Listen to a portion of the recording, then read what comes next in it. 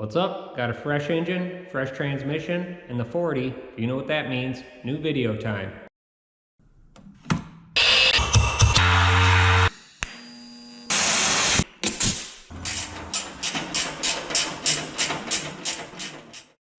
Alright, I got a new flywheel, pressure plate, and clutch disc here that I want to get installed on this motor so that I can connect the transmission to the engine.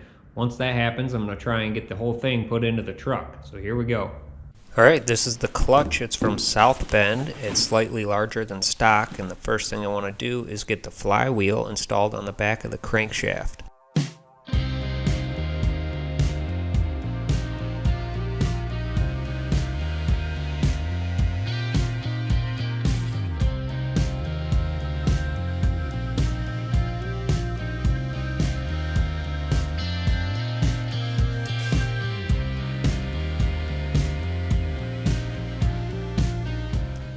Okay, this right here is a scrap piece of unistrut that I'm using as a barring tool to help keep the engine from turning while I torque down the flywheel bolts.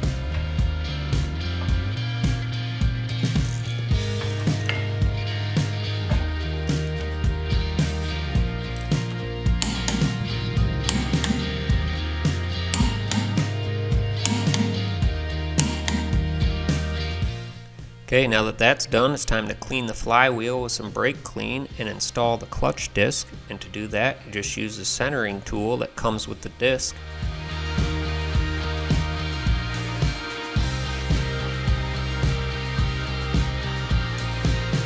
Now the pressure plate gets installed on top of the clutch disc, and then it gets bolted to the flywheel and torqued down.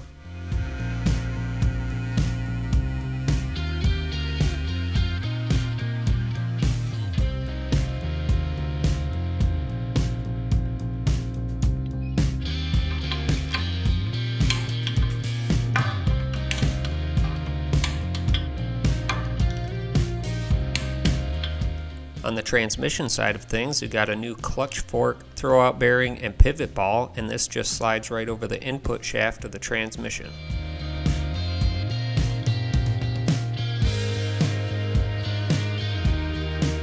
Now that the clutch is all set, it's finally time to get this thing off of the engine stand.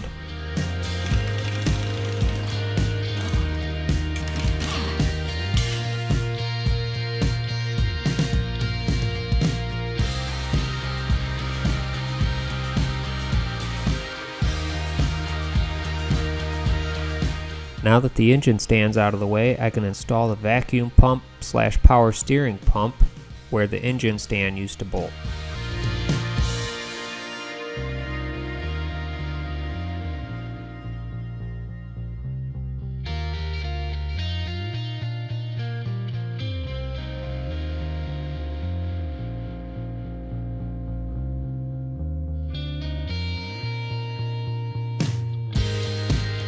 Now that the engine's all squared away, it's time to mate the transmission to the engine by wrestling the transmission into place, but first, gotta remember to pull the centering pin out of the clutch.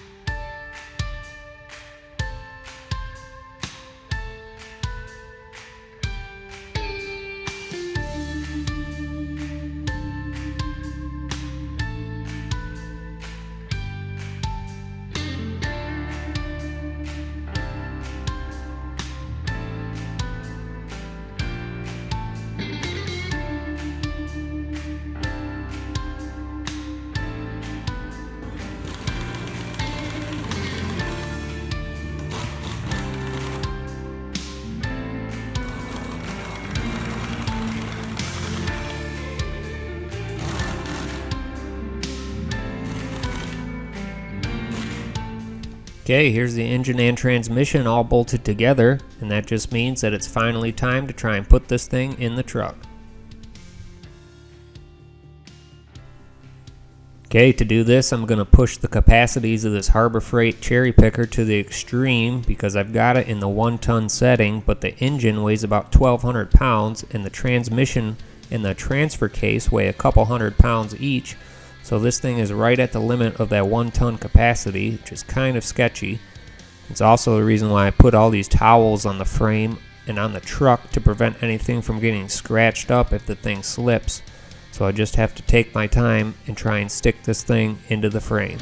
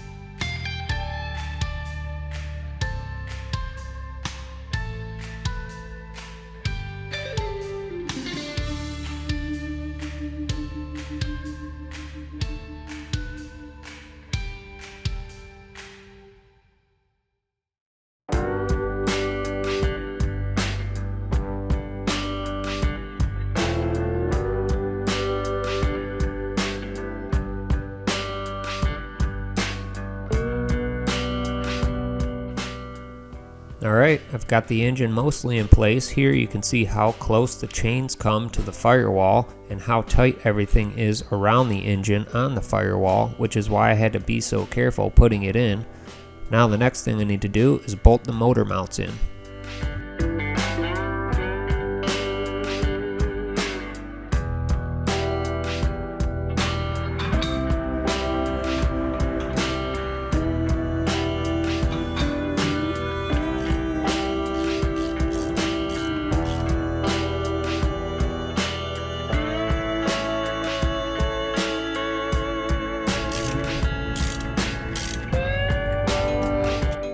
Okay, now that the motor mounts are installed and the weight of the engine is being supported by the mounts, I can finally get this cherry picker out of the way.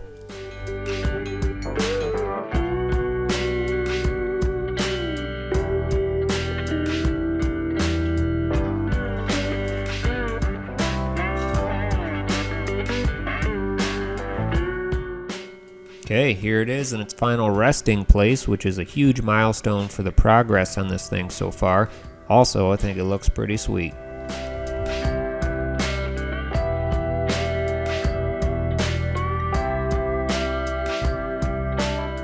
Alright, the only thing left to do is install this transmission cross member so I can get this thing out of lowrider mode and take that jack stand out from underneath the transmission.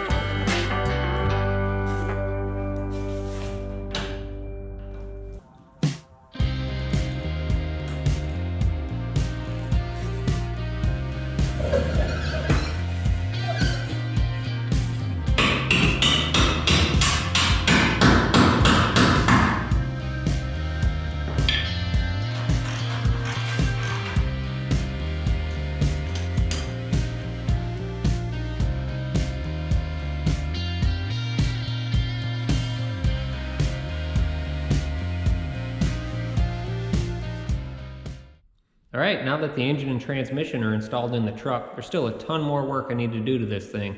Most of the stuff I'm going to do next is pretty boring. I'm probably not going to film any of that, but eventually I want to try and get this motor started. So I might do a will it run video in the future, but it's going to be a while before I put out another video, so stay tuned for that, and I'll see you next time.